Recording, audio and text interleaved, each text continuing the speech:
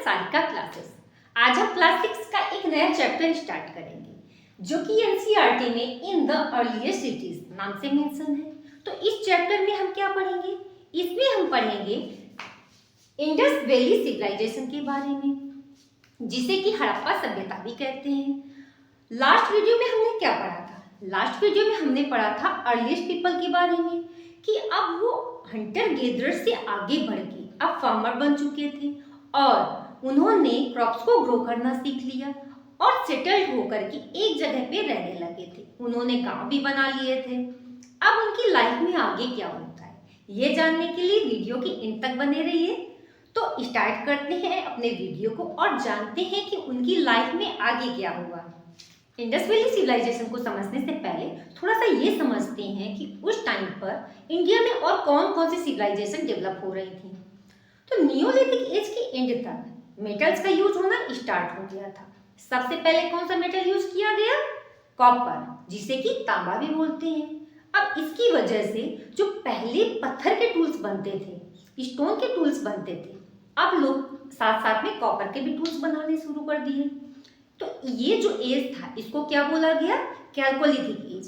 Chalcolithic as मतलब कि पाषाण ताम्र पाषाणकालीन अवस्था, जिसमें कि तांबा और पत्थर दोनों की जो टूल्स थे वो बराबर यूज किए जाते थे।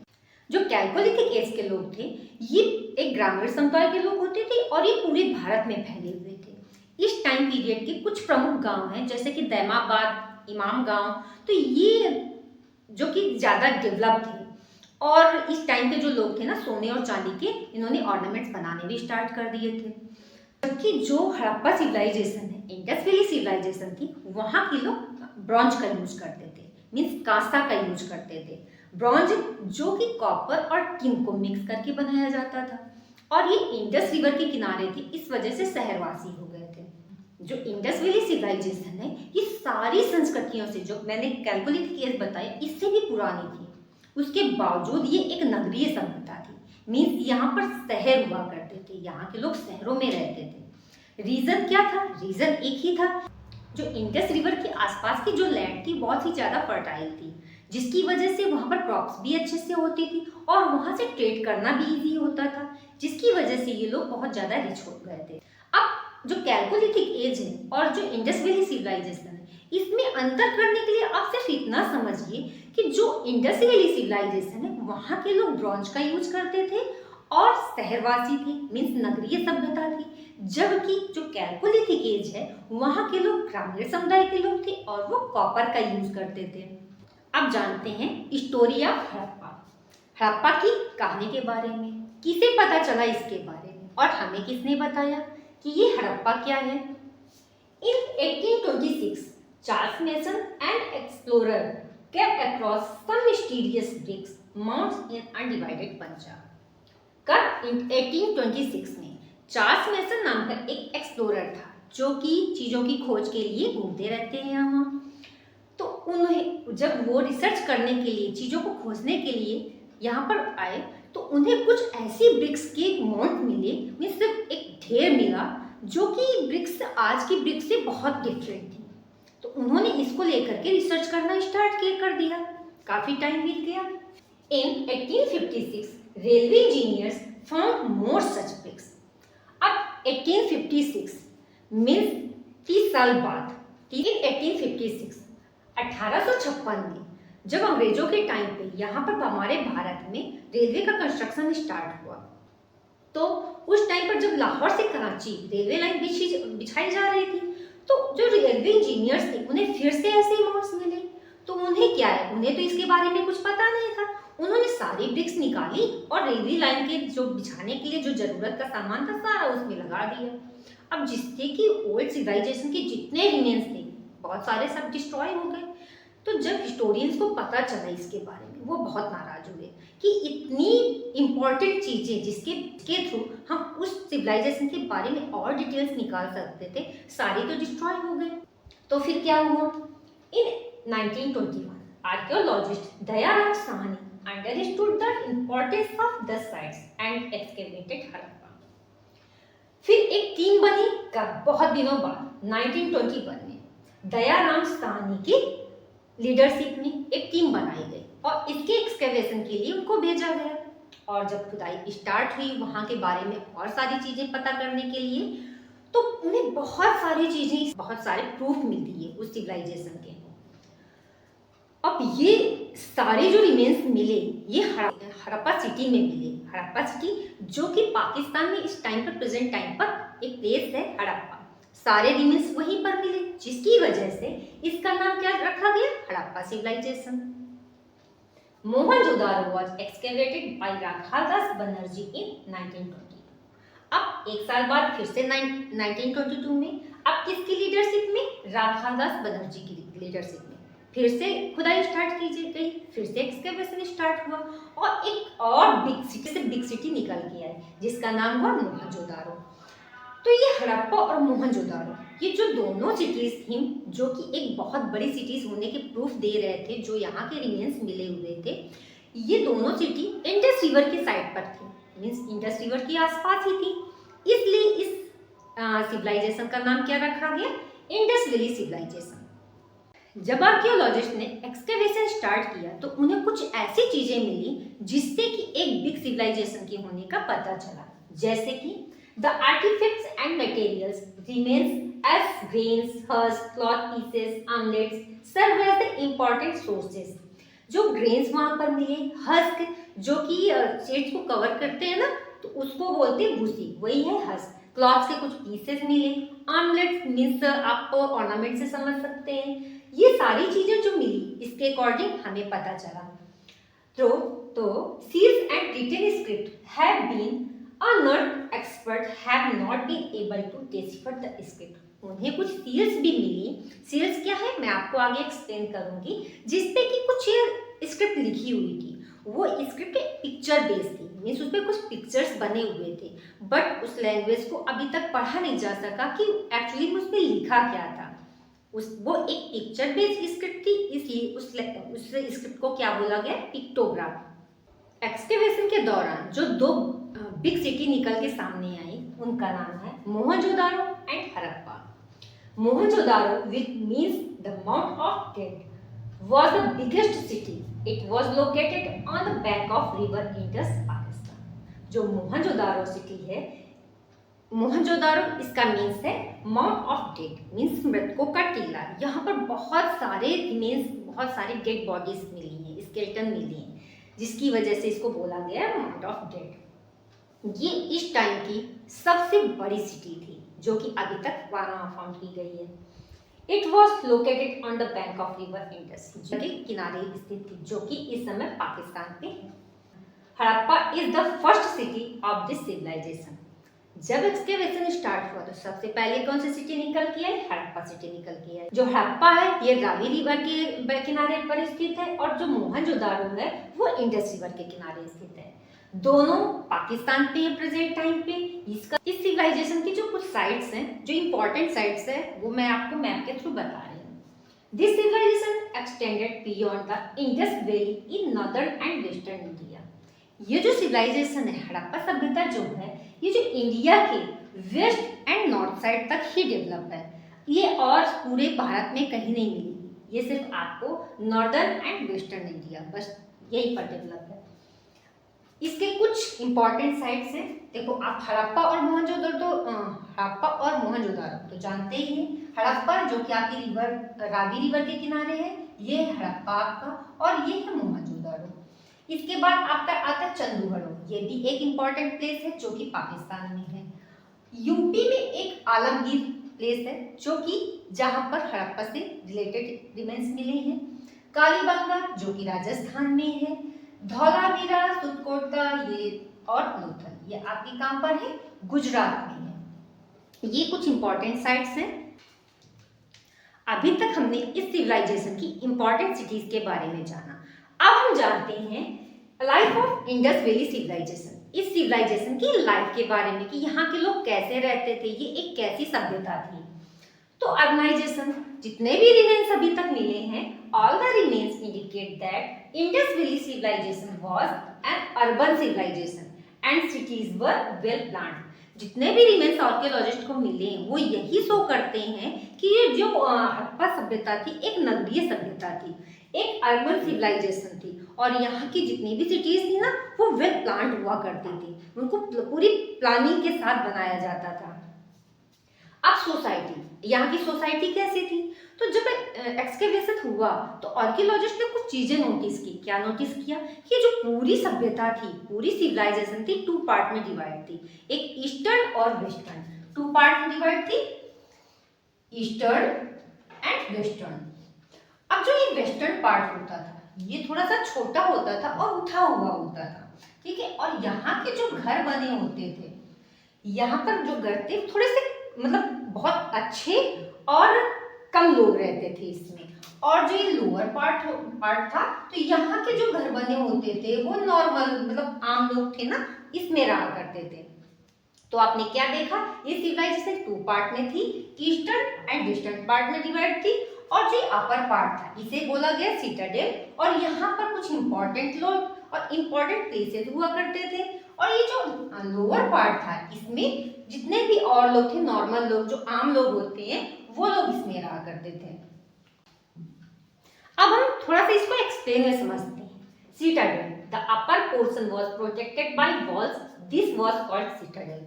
जो अपर पार्ट था, जो वेस्टर्न पार्ट था, वो सिटाडेल कहलाता था। और ये जो सिटाडेल था ये वॉल से कवर्ड होता था। जैसे कि यहाँ पर फ्लड आती होगी हर साल, तो अपने आप को फ्लड से बचाने के लिए, बाहरी अटैक से बचाने के लिए पूरे चारों तरफ वॉल से कवर कर रखा था। The ruling class, wealthy merchant and high priest lived here. और जो यहाँ पर रूलिंग क्लास राजा महाराजा लोग हैं, वेल्दी मर्चेंट जो रिच बिजनेसमैन है, एंड हाई प्रीस्ट जो पूजा पाठ करवाते हैं, वो लोग यहाँ पर रहते थे, ठीक है। अब द लोअर टाउन, अब lower part divided into rectangular blocks by fire road. अब जो ये लोअर पार्ट था तो ये क्या था, वाइड रोड से, ये वाइड रोड, ठीक है। लोअर पार्ट में जो रोडें होती थी काफी चौड़ी होती थी और 90 डिग्री के एंगल पे ही कट होती थी। इसके बाद छोटी छोटी रोड निकलती थी यहाँ से और भी, ठीक है। और जो ये घर होते थे, ठीक है, तो ये जो घर होते थे ये मेन रोड की तरफ नहीं बने होते थे। इनके जो डोर होते थे कभी भी मेन रोड पे डायरेक्ट नहीं ओपन होते थे, क्योंकि हर एक घर में एक ओपन प्लेस होता था, एक कोर्टयार्ड होता था। और जो ये घर बने होते थे तो इनके जो डोर हैं हमेशा कोर्टयार्ड में ही खुलते थे, मीन्स ओपन प्लेस पे ही खुलते थे। उसके बाद जो विंडो होती थी वो भी कभी मेन रोड में नहीं खुलती थी, मीन्स कि सबके घरों में ओपन प्लेस होता था, कोर्टयार्ड होता था, और घरों के दरवाजे बिल्कुल बाहर मेन रोड से जुड़ के नहीं खुलते थे। और यहाँ का जो ड्रेनेज सिस्टम होता था, हर एक घर में एक किचन और बाथरूम बिल्कुल कंपलसरी था, सबके यहाँ होता था। और जो उनसे जो वेस्टेज के लिए ड्रेनेज जाता है वो बाथरूम का और किचन का अलग अलग होता है। और जो ड्रेनेज है वो जाकर के बाहर रोड में जो नाली बनी होती थी उसमें जाके मिलता था। और ज्यादातर घरों में अपना खुद का एक वेल भी देखा गया है, इससे पता चलता है कि वहां पर उन लोगों का खुद का भी ड्रेनेज उन लोगों ने बनवा रखा था। जो ये नालियां होती थी ये भी टाइल्स से कवर्ड होती थी। कितना अच्छा सिस्टम, आप समझ रहे होंगे कि यहाँ का जो सिस्टम था कितना अच्छा था, सारी चीजों के लिए परफेक्ट पूरी व्यवस्था थी। There was an efficient drainage system and provision were made for street light। अब देखो स्ट्रीट लाइट भी होती थी, हम लोगों के यहाँ तो कहीं स्ट्रीट लाइट देखने को भी नहीं मिलती, बट यहाँ पर पूरी लाइटिंग की भी व्यवस्था थी। हो सकता है उस टाइम पे इलेक्ट्रिक की व्यवस्था नहीं होगी, बट कोई ना कोई तो जैसे चारकोल वगैरह है इससे यूज करते हो, जिससे भी लाइट प्रोड्यूस करते हो, लेकिन लाइटिंग की व्यवस्था होती थी। All the rooms open into courtyard, सारे रूम्स कहाँ पर ओपन होते थे, जैसे मैंने आपको बताया कोर्टयार्ड में ओपन होते थे, बिल्कुल मेन रोड में ओपन नहीं होते थे। Window never open into main street, और मेन स्ट्रीट में विंडो कभी ओपन नहीं होती थी। इससे क्या होता था, इससे जो साउंड है, जो घर में ज्यादा धूल भी नहीं आती थी और ज्यादा शोर भी नहीं होता था, घर में बिल्कुल कीप एंड क्वाइट रहते थे।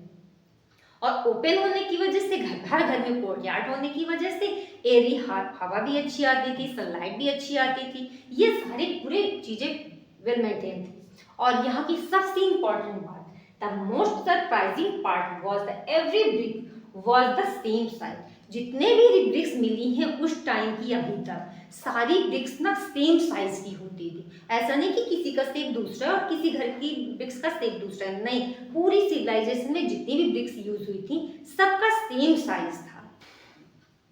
इस तरह आप देख सकते हैं कि 2700 BCE पहले लोग कितने एडवांस होते थे। जो चीजें, जो सुविधाएं आज भी कहीं कहीं नहीं देखने को मिलती हैं, वो सारी फैसिलिटी उस समय वहां पर मौजूद थी। अब समझते हैं कुछ इंपॉर्टेंट प्लेसेस के बारे में इंडस वैली सिविलाइजेशन की। उनमें से एक है द ग्रेट ग्रैनरी। तो great granary at Harappa and Mohenjodaro, क्योंकि मोहनजोदारो में भी सेम ऐसी बड़ी सी ग्रैनरी फाइंड की गई है। The great granary at Harappa was one of the largest building in the city. ये जो ग्रेट ग्रैनरी है इस सिटी की, इस सिविलाइजेशन की सबसे बड़ी ग्रैनरी है, सबसे बड़ी बिल्डिंग है। It is believed that it was used to store surplus food. ऐसा माना जाता है कि इसका, ऐसा सोचा जाता है, जो आर्कियोलॉजिस्ट ने ऐसा मान लगाया होगा कि शायद इसका यूज ना जो एक्स्ट्रा ग्रेन है उसको रखने के लिए किया जाता होगा। अब एक्स्ट्रा ग्रेन जैसे आपको पता चल चुका है कि उस टाइम पे तो बहुत ज्यादा मात्रा में ग्रेन्स ग्रो होने लगा था। अब सब जितना लोगों को यूज करना है उतना तो उन्होंने कर लिया। जो एक्स्ट्रा ग्रेन्स है, जो एक्स्ट्रा अनाज है, वो एक जगह पे स्टोर कर देते थे, क्योंकि सबके घरों में इतनी ज्यादा जगह नहीं होती थी, वो सारे घर विल प्लांट होते थे। तो सब लोगों का एक्स्ट्रा फूड रखने के लिए, एक्स्ट्रा ग्रेन रखने के लिए ये ग्रैनरी बनवाई गई है। अब ये पता कैसे चला हमें कि ये ग्रैनरी ही है? तो जो उसमें जो चबूतरे बने हुए हैं यहाँ पर, इसलिए ग्रैनरी एक बड़ी सी ग्रैनरी है और यहाँ पर ऐसे ना रेक्टेंगुलर शेप के चबूतरे बने मिले हैं। और इन चाहिए जो चबूतरे थे तो इसमें ना इंटरलॉकिंग पैटर्न से ना ब्रिक्स, जो ब्रिक्स की इंटरलॉकिंग पैटर्न से जुड़े हुए थे, तो उनके बीच में ना सीड्स फंसे हुए मिले। ज्यादातर ऐसे हर जगह सारे जो चबूतरे हर जगह मिले, कई सारे ऐसे रिमेन्स मिले हैं, जिससे कि ये पता चलता है कि ये ग्रैनरी ही होगी। ये granary, the granary were built close to the river bank to enable easy transportation through boat. और ये जो ग्रैनरी थी ये रिवर के किनारे ही बनी थी। अब देखो रिवर के किनारे है तो ये सिटाडेल में तो होगी नहीं, तो ये कहाँ होती थी? लोअर पार्ट में होती थी। सिटाडेल में हमारा ग्रेट बाग था, जो कि अभी हम पढ़ेंगे, जिससे कि रिवर के किनारे होने की वजह से ट्रांसपोर्टेशन भी इजी होती थी, आराम से लोग ट्रेड कर सकते थे इसका। A similar granary was also found in Mohenjodaro. Same ऐसी ग्रैनरी मोहनजोदारो में भी फाइंड की गई है। तो इस टाइम की कालीबंगा में भी मिली है, क्योंकि ये जो इस टाइम की जितनी इंपॉर्टेंट सिटीज थी ये ग्रैनरी हर जगह बनती थी, क्योंकि लोग तो हर जगह रहते थे, ग्रेन्स भी हर जगह क्रॉप्स होती थी, तो ग्रैनरी भी ज्यादातर कई जगह पे पाई गई है। Great bath of Mohenjodaro. Great bath eight Mohenjodaro was another important building. जो ये ग्रेट बाथ है मोहनजोदारो का, ये एक बहुत ही अच्छी, बहुत ही ब्यूटीफुल बिल्डिंग है उस टाइम की। It resembled a large pool with 6 entrance galleries and dressing rooms. ये जो पूल था, ये जो ग्रेट बाथ आपको समझ में आ रही है, एक पूल के जैसे, जैसे आज आप लोग देखते हो ना पूल्स वगैरह में जाते हो घूमने, एंजॉय करने जाते हो, वैसे ही ये एक बड़ा सा पूल था। इस पूल में जाने के लिए ना 6 एंट्रेंस थे। आपने अभी भी देखा होगा बड़े बड़े जो पूल होते हैं उसमें कितने सारे एंट्रेंसेस होते हैं, ताकि लोग भीड़ लगा के ना जाए ना, एक एक करके जाए। तो इसमें कितने एंट्रेंस थे? 6 एंट्रेंस थे, गैलरीज थी एंड ड्रेसिंग रूम भी हुआ करते थे। कितना अच्छे से बनाया गया है कि पहले एक पूल, ठीक है, एक बड़ा सा पूल, इसके आसपास गैलरीज, और इसमें ना नीचे तक उतरने के लिए ना सीढ़ियां भी बनी होती थी। ओके, इसमें नीचे तक उतरने के लिए सीढ़ियां भी बनी होती थी, और चेंजिंग करने के लिए गैलरीज में जो इस साइड में अलग अलग रूम्स बने होते थे, ड्रेसिंग रूम्स होते थे, जहां पर जाकर लोग कपड़े चेंज कर सकते थे। It was made water tight by applying bitumen. अब देखो इसका जो ये फर्श होती थी, ठीक है, ये फर्श थी ना, ये पक्की होती थी। इसके लिए ना बेक ब्रिक्स का यूज किया जाता था, और इसको वाटरप्रूफ बनाने के लिए ना किसका यूज किया जाता था? बिटुमिन का यूज किया जाता था, जो कि एक कोयला का टाइप होता है बिटुमिन, उसका यूज किया जाता था। It was probably use during religious ceremonies. ऐसा माना जाता है कि इसका यूज ना रिलीजियस सेरेमनीज के लिए किया जाता होगा। आज भी आप देखते हो कि ऐसे हम लोगों की ऐसी सेरेमनीज होती रहती हैं, जैसे एक साथ जाकर के लोग नदी में स्नान कर रहे हैं, तो इस तरीके से उस टाइम पर भी ऐसा कुछ होता होगा जिसमें कि नहाने के लिए सबको एक पूल में जाने के लिए, मतलब एक साथ नहाने के लिए इसमें जाना पड़ता होगा। ये जो पूल है इसमें फ्रेश वाटर डालने के लिए एक कुआं बना होता था इसके पास में, जिससे कि इसमें फ्रेश वाटर भरा जाता था और इसका जो वेस्टेज वाटर है इसको निकालने के लिए पॉइंट बना होता था, जिससे कि इसका वेस्टेज वाटर निकल करके बाहर नालियों में जा सके। Agriculture, trade and commerce. Agriculture was the primary occupation in industrial civilisation. जो एग्रीकल्चर था, ठीक है, तो एग्रीकल्चर जो इंडस्ट्रियल सिविलाइजेशन का मेन ऑक्यूपेशन था, मेन काम क्या था, कृषि करना। The soil was very fertile and farmers cultivated 2 crops a year. अब ये सिविलाइजेशन इंडस रिवर के किनारे थी। अब इंडस रिवर में हर साल बाढ़ आती थी, जिसकी वजह से वहाँ की जो सॉइल थी बहुत फर्टाइल थी। जब बाढ़ चली जाती, उतरती, तो वहाँ की जो सॉइल होती थी ना, सॉफ्ट हो जाती थी, जिसकी वजह से लोग क्या करते थे, उसमें सीड बो देते थे, जिससे कि कुछ दिनों में फसल तैयार हो जाती थी। उस टाइम पर लोहे के हल तो होते नहीं थे, तो जो हल होते थे, जो चीजें यूज की जाती थी, वो लकड़ी के बने होते थे। जो हल थे वो लकड़ी के बने होते थे, जिससे कि वो सॉफ्ट सॉइल में आसानी से फ्लो कर दे। और जो फसल काटने के लिए ना, या तो पत्थर के हाशिए का यूज किया जाता होगा, या तो कॉपर के हाशिए का यूज किया जाता होगा।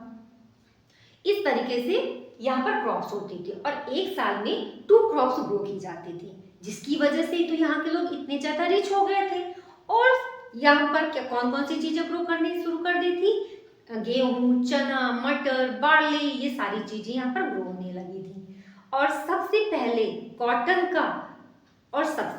कॉटन ग्रो कहाँ पर की गई थी, इसी सिविलाइजेशन के लोगों ने कॉटन को ग्रो किया था। कपास को उपजाने का श्रेय भी किसको जाता है, इंडस वैली सिविलाइजेशन के लोगों को ही जाता है, जिससे कि यूनान के लोग ना इसको सिंडन बोलने लगे, जिसका मतलब होता है Sindh. Trade, the peoples of Indus Valley civilization traded also with other civilization. This information is based on the fact that is large number of IVC seals, Indus Valley civilization seals, have been found in Mesopotamia. अब जो यहाँ का trade होता था, ये यहाँ के लोगों के साथ तो होता था, भारत के लोगों के साथ तो होता था, साथ साथ ना अदर कंट्रीज में भी होता था। ये कैसे पता चला, क्योंकि यहाँ की जो सील्स हैं बहुत बड़ी मात्रा में, मतलब काफी सील्स कहाँ पर मिली है, मेसोपोटामिया में मिली है, जिससे हमें ये पता चलता है कि यहाँ का ट्रेड दूर दूर तक होता था। जैसे कि अब ट्रेड में कौन कौन सी चीजें मंगाई जाती थी या भेजी जाती थी, जो सिल्वर है, लेपिस लजुली, ये कहाँ से आता था, सेंट्रल एशिया से आता था। लेपिस लजुली क्या होता है, ब्लू कलर की एक मणि होती है, जिसका यूज ना शायद उस टाइम पर जो रिच लोग होते थे ना, उसका सिंबल होता होगा कि जितने रईस लोग हैं उनके पास ये जरूर मिलती होगी। कॉपर राजस्थान से लाया जाता था, टिन अफगानिस्तान से आता था। अब कॉपर टिन तो बहुत ही इंपॉर्टेंट चीजें हैं, क्योंकि इसी से मिलकर के ब्रॉन्ज बनाया जाता था। ब्रॉन्ज जो कि इस सिविलाइजेशन का एक नाम क्या है, कांस्य युगीन सभ्यता भी जिससे बोलते हैं। तो कॉपर टिन तो बहुत इंपॉर्टेंट हो गए। तो ये था ट्रेड एंड कॉमर्स आपका। अब इस सिविलाइजेशन के आर्ट एंड क्राफ्ट को समझते हैं। The sculpture were made in stone, metal and terracotta. इस टाइम के जो भी मूर्तियां मिली, जो खिलौने मिले, वो किससे बने होते थे, स्टोन से, मेटल की या टेराकोटा से। अब टेराकोटा क्या है, जो मिट्टी को पका करके जो भी टॉयज, जो भी चीजें बनाई जाती है ना, उसे क्या बोलते थे, टेराकोटा बोलते हैं। The bronze statue of a dancing girl found in Mohenjodaro. अब कुछ चीजें पाई गई हैं, कौन कौन सी चीजें हैं, एक ब्रॉन्ज से बनी हुई एक डांसिंग गर्ल है, जो कि कहाँ से मिली है, मोहनजोदारो से मिली है, जो कि उस टाइम की बहुत ही अच्छी मूर्ति है। The stone sculpture of beard man, एक बियर्ड मैन की मूर्ति मिली है, जो कि स्टोन से बनी हुई है। अब ये बियर्ड मैन उस टाइम पर क्या शो करती है कि उस टाइम के जो राजा महाराजा होते थे वो शायद ऐसे होते होंगे, और जो वो कपड़े पहने हैं उससे उस टाइम के लोगों के कपड़े पहनने के तरीके का पता चलता है कि लोग क्या पहनते होंगे, वहाँ का ड्रेसिंग सेंस कैसा होगा। The toy cart made of terracotta और जो टेराकोटा से बनी हुई जो कार्ट मिली है, बैलगाड़ियां मिली है, इससे ये पता चलता है कि उस टाइम पर लोग बैलगाड़ी का यूज करना स्टार्ट कर दिया था, क्योंकि व्हील का इन्वेंशन तो न्यूलिथिक एज में ही हो चुका था। तो इस टाइम पर लोग बैलगाड़ियों का यूज अच्छे से करते होंगे। A number of female fabric made up of terracotta have been found at several sites. अब टेराकोटा से बनी हुई एक फीमेल मूर्ति, they were probably symbolic of mother goddess. एक फीमेल की मूर्ति जिससे कि क्या बोला गया, मदर गॉडेस बोला गया, जो कि वहां पर कई जगह से मिली है। अब हड़प्पा सभ्यता के लोगों के रिलीजन्स क्या थे, उनकी मान्यताएं क्या थी, क्योंकि जब लोग एक सोसाइटी में रहेंगे तो उनके कुछ ना कुछ तो विचार होंगे ही, तो उनके कैसे क्या वो लोग मानते थे, कैसे सोचते थे। तो उस टाइम पर हमें कोई रिमेंस नहीं मिली है टेम्पल की, तो इससे ये पता चलता है कि उस टाइम पर कोई टेम्पल नहीं होते थे। The peoples believe to have worship the mother goddess and form of Pashupati Shiva. जो उस टाइम पर लोग पूजा करते थे, किसकी करते थे, मदर गॉडेस।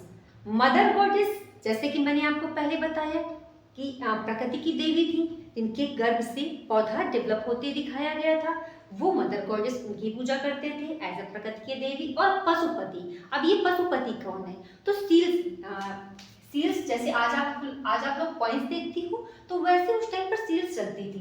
तो सील्स पे ना जैसे कॉइन्स में कुछ ना कुछ पिक्चर्स बनी होती है, वैसे सील्स पर ना एक योगी बैठा हुआ था ध्यान की मुद्रा में, ठीक है, और उसके आसपास ना कुछ एनिमल्स दिखाए गए हैं। तो ऐसा माना गया है, अब ये आप उसको मत समझना, तो ऐसा माना गया है कि ये जो योगी बैठे हैं तो इनको ना पशुपति के रूप में देखा गया कि ये एनिमल्स जितने हैं ना इनके हेड रहे होंगे, और उनको शिवा के रूप में देखा गया है। They may have believed in life after death, और वो लोग ना आफ्टर डेथ पे भी बिलीव करते थे। हमें कैसे पता चला, as burial sites that are buried along with food and ornaments, क्योंकि हमें जब जो रिमेन्स मिले हैं उससे ये पता चलता है कि उन डेड बॉडीज के साथ ना कुछ पॉट्स मिले हैं और कुछ ऑर्नामेंट्स मिले हैं, जिससे ये पता चलता है कि उस टाइम पर जब किसी डेड बॉडीज को दफनाया जाता होगा, बरीड किया जाता होगा ना, तो उसके साथ वो लोग पॉट्स में खाने पीने का सामान भी रखते होंगे और कुछ ऑर्नामेंट्स भी रखते होंगे। वो लोग ये सोचते होंगे ना कि ये सारी चीजें इनको बाद में यूज आएंगी। इससे ये पता चलता है कि ये लोग आफ्टर डेथ पे बिलीव करते थे। अब सील्स क्या है, seals. Almost 2000 seals have been excavated from Indus Valley civilization. लगभग 2000 सील्स मिली हमें इस इंडस वैली सिविलाइजेशन की, कुछ यहाँ पर कुछ अलग अलग कंट्रीज में भी। They are flat, square and rectangular and made up of terracotta decorated with animals. ये जो देखो 2000 सील्स जरूरी नहीं कि सिर्फ एक जैसी हैं, अलग अलग टाइप की भी हैं, कुछ फ्लैट हैं, कुछ स्क्वायर और रेक्टेंगुलर शेप की हैं, और सारी किससे बनी है, टेराकोटा से बनी है, जो कि मैंने बताया पकी मिट्टी से बनी है। अब और सब में कोई ना कोई एनिमल्स की पिक्चर जरूर बनी होती थी। जैसे मैंने आपको बताया था कि आज के कॉइन्स में कोई ना कोई पिक्चर बनी होती है, ऐसे इसमें भी पिक्चर बनी होती थी। They provided a lot of information about the daily life of the people, their religions, occupations, custom and trade. ये जो सील्स हैं उस टाइम के पीपल्स की डेली लाइफ के बारे में, उनके रिलीजन्स के बारे में, ट्रेड के बारे में बहुत सारी इंफॉर्मेशन देते हैं। They were used by merchants and traders to stamp their goods. और इन सील्स का यूज ना जैसे कॉइन्स यूज होता है वैसे इनका भी यूज किया जाता होगा, और गुड्स को स्टैम्प करने के लिए किया जाता होगा। जैसे आज आप देखते हो स्टैम्प किसी चीज में लगाई जाती है, उससे ये पता चलता है कि ये चीज हमारे यहाँ से भेजी गई है और ये प्रूफ है हमारा। तो ये जो अलग अलग एनिमल्स की जो पिक्चर है अलग अलग गुड्स के लिए यूज की जाती होगी, स्टैम्प के रूप में यूज किए जाते होंगे। अब रीजन्स फॉर डिक्लाइन, अब इस सिविलाइजेशन का डिक्लाइन कैसे हुआ, कैसे अंत हुई, तो जितना कठिन इसकी स्टार्टिंग को जानना है उतना ही कठिन इसके एंड को भी जानना है, क्योंकि अभी तक रिमेन्स के अकॉर्डिंग तो इसको माना गया है कि 2700 BCE से स्टार्ट है, बट अभी तो बहुत रिमेन्स मिलने बाकी हैं। तो इसके डिक्लाइन को लेकर के ना हिस्टोरियंस के अलग अलग मत है, लेकिन सबसे ज़्यादा जो स्ट्रॉन्ग प्रूफ है वो है बाढ़, फ्लड या natural disaster. Indus Valley civilization might have been declined because of natural climate and due to change in the course of river Indus. तो हिस्टोरियंस मानते हैं कि या तो यहाँ पर कोई ऐसा नेचुरल डिजास्टर आया होगा जिसकी वजह से ये सिविलाइजेशन एकदम से खत्म हो गई, या तो फ्लड आई होगी जिसकी वजह से ये सिविलाइजेशन खत्म हो गई।